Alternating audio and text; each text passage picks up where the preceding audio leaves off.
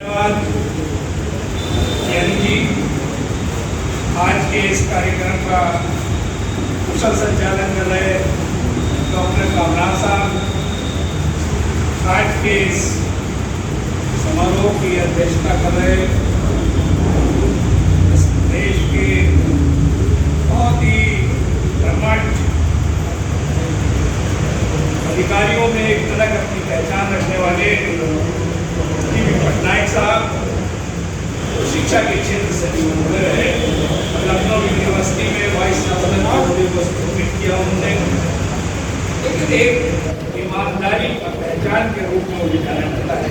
वो आज के समारोह की अध्यक्षता कर रहे हैं, तो उनका स्वागत हो गया कर रहा हूँ। योगा स्वागत और अभिनंदन।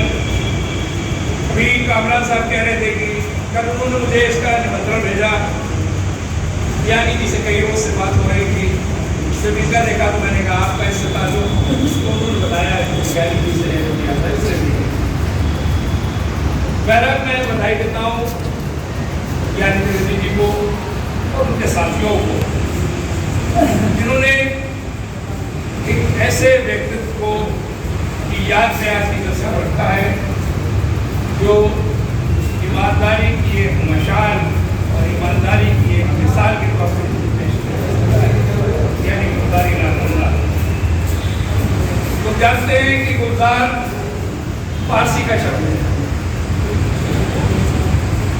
गुलजार के माने चमन के हैं, फूलों के हैं, बागों बागीचे के हैं। वो खुद भी उनकी इब्तिदाई तालीम उर्दू से शुरू हुई और उसके बाद एक टीचर से उन्होंने अपना जीवन शुरू किया। ऐसा व्यक्तित्व जो शिक्षा के क्षेत्र में, यानी उन्होंने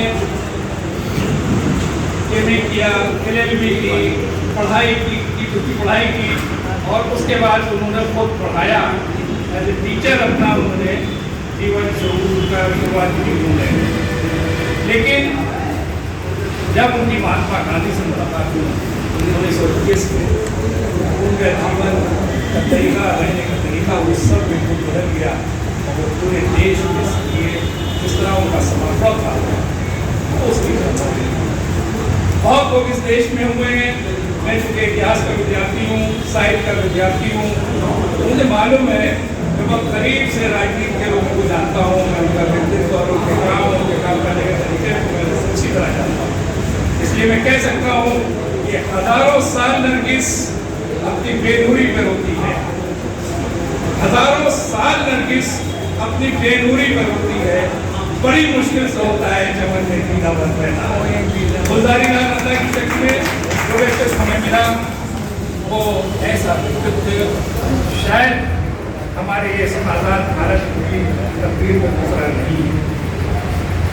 जिक्र होता है, अभी जिक्र किया इन्होंने कि 2 बार वो प्रधानमंत्री का किया,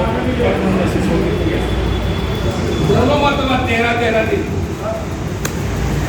लेकिन उससे पहले 1936 में पहली सरकार हमारी बनी महाराष्ट्र में, 36 में और 39 में विधायक हुए, वहाँ श्रम मंत्री हुए, आवास मंत्री हुए। कमाल ये है कि जिस वक्त रिटायरमेंट के बाद एक मकान जिसमें रह रहे थे, किराए का मकान, उनके पास अपना मकान नहीं था। ये एक ऐसा दर्पण है जिसमें हम लोगों को अपने चेहरे देखना चाहिए। जो आवास मंत्री रहा हो उसके पास आवास नहीं है। जिस मकान में रह रहे थे उस मकान मालिक को ये नहीं मालूम था कि इस देश का प्रधानमंत्री है। ऐसा व्यक्तित्व 3 प्रधानमंत्रियों के साथ, जो गृह मंत्री रहा हो, जो ऊर्जा मंत्री रहा हो, उसके पास अपना मकान नहीं। 52 से लेके 63 तक योजना आयोग का उपाध्यक्ष। मुझे भारत सरकार के योजना आयोग में रहने का अवसर मिला है। मैंने बहुत करीब से देखा है योजना आयोग को, उसके सदस्यों को देखा है। वाइस चेयरमैन तो साहब क्या कहने, प्रधानमंत्री से नीचे उतरते ही नहीं। गुलजारी नालंदा 12 साल इस देश में योजना आयोग में है। योजना मंत्री रहे और इतना सादा जीवन, इस जीवन में आदमी को सिवाय कष्ट करने के अलावा, फख्र करने के अलावा दूसरा कोई उसके पास नौकरी नहीं है। और बहुत अफसोस है इस देश में लोग जुदारी लाल धंधा में डिस्कशन नहीं करते, लोग भ्रष्टाचार की बात करते हैं कि हम समाप्त करेंगे। वो आदमी जिसने कहा ही नहीं सिर्फ क्या भ्रष्टाचार समाप्त करना, बल्कि लोक आयुक्त बनाने का सबसे पहले प्रस्ताव पास करने वाला अगर कोई है जुदारी लाल धंधा।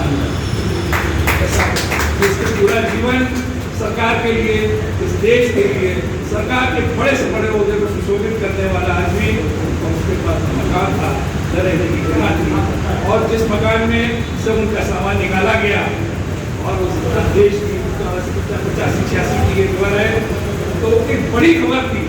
जब सामान बाहर निकाल के रखा गया तो पता चला कि ये देश के प्रधानमंत्री थे, उसके किराएदार राजीव गांधी की सरकार थी, वो दिल्ली के उपराज्यपाल थे, उनसे लेकर नौसेना के हवाई तक उनकी यहाँ पहुँच गई और उन्होंने उनको ऑफर किया, मकान का किया, लेकिन उन्होंने ठुकरा दिया और वो अहमदाबाद अपनी बेटी की यहाँ जाकर उन्होंने अपना जीवन बिताया। लेकिन जैसे लोग खुद ईमानदार होना, खुद अपना आदर्शों के साथ जीवन जीना, ये तो बहुत बड़ी बात नहीं है। बहुत बड़े लोग यहाँ पे गुजरे हैं जिन्होंने त्याग और तपस्या में अपना जीवन जो है वो गुजारा है, लेकिन अपने परिवार को भी उसी में ढाल देना, ऐसे व्यक्ति पैदा अपना परिवार जो मैं सोच रखूं या परिवार की सोच वैसे ही सोचे, ऐसा व्यक्ति मुश्किल से। जब उसका देहांत हुआ, ध्यान के बाद उनको ऑफर किया गया, सरकार की तरफ से ऑफर किया गया कि उनका एक बड़ा प्रांगण में उनका वो बनेगा समाधि उनकी, और उनके परिवार ने ठुकरा दिया। उनका नहीं, नारायण घाट पे उनका अंतिम संस्कार हुआ, नहीं लिया उनके परिवार ने। अगर उन्होंने मकान नहीं लिया तो उन्होंने समाधि की भी जगह नहीं ली।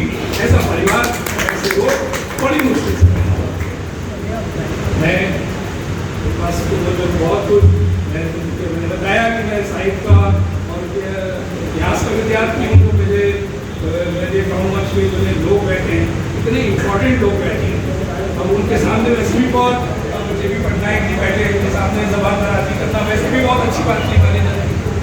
तो मैं गहराइयों से बात दे रहा हूँ जानी जी को, कामरान जी को और आप तमाम लोगों को कि आज भी ईमानदारी की अगर मशाल उठा ली जाए तो आप जैसे जो है मत वाले उसको बधाई कहने के लिए ये अपने आप में बहुत बड़ी बात है।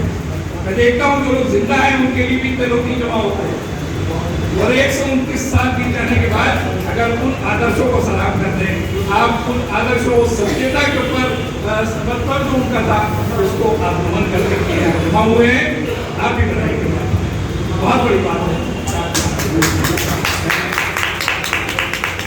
उनके लिए तो सिर्फ कह सकता हूँ कि ये जरूरी नहीं कि सजदे हो, ये लबों पर किसी का नाम हो, ये जरूरी नहीं कि सजदे हो, ये लबों पर या लबों पर किसी का नाम आए। ये जिंदगी भी तो एक इबादत है, शर्त ये है किसी के काम है।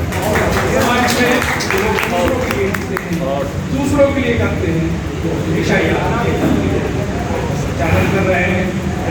बाद आखिरी कदम कर रहा हूँ कि फलक से चांद, चमन से गुलाब या को देखिए कि मैं मुस्कुरा रहे हैं क्योंकि उनके सरप्रस्त नहीं।